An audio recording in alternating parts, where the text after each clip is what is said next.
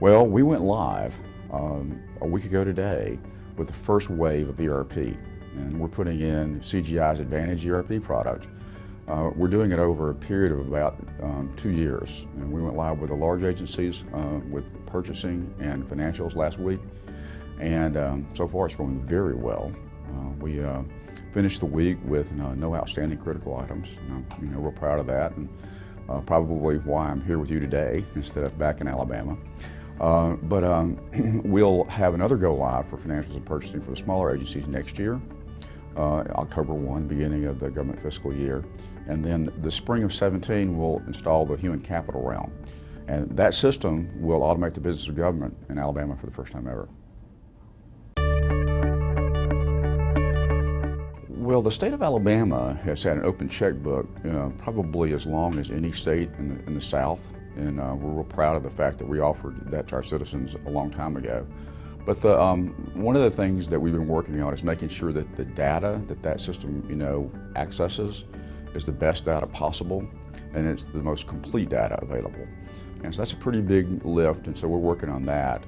The new system that we're putting in changed the charts of accounts for the state, and so we're going to get a brand new updated chart of accounts, so it's going to give us much better data granularity, and it's also going to give us the ability to tie back at least some of that information to commodity codes, so we'll know how much we're spending on apples, from prison to prison to prison, or an example of how much we spend for various components that go into making highways, which are the things that people need to do. And also, the new system that will go in when we finish the ERP system, it's actually a bolt-on to it, will enable people to download data sets that they can manipulate and try to compare data.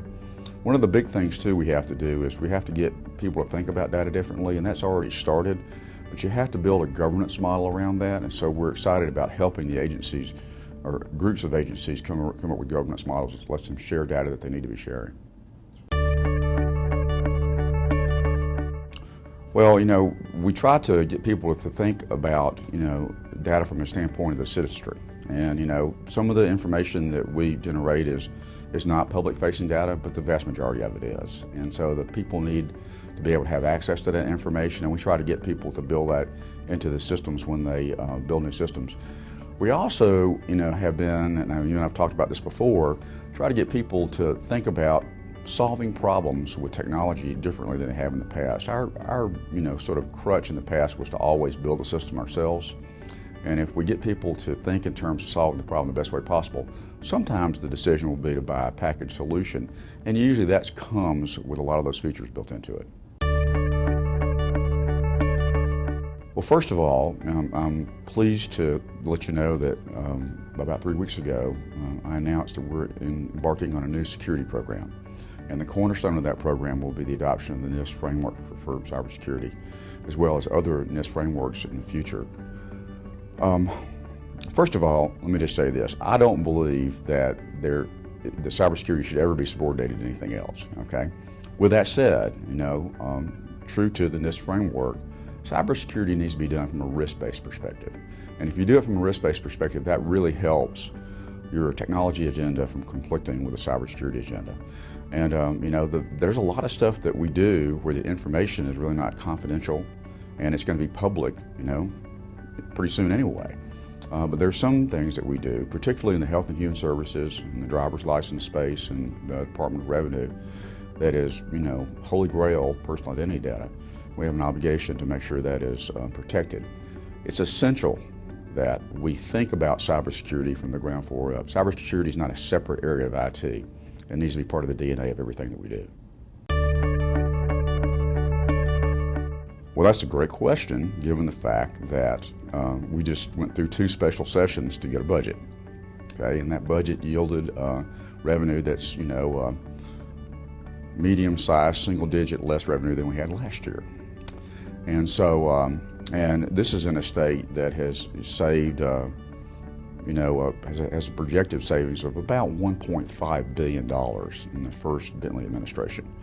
A component of those savings were, technology savings. The new ERP system that we're putting in is going to automate the business of government. We're pretty much manual when it comes to doing a lot of things, particularly when it comes to paying warrants for paying vendors. and that'll be completely automated in the new system. As a matter of fact, it really eliminates paper once an invoice is received, and we're excited about that. And we'll continue to push that envelope. We have a lot of opportunities for automation, but we view IT's job as helping the business be able to automate itself to make it as efficient as it can.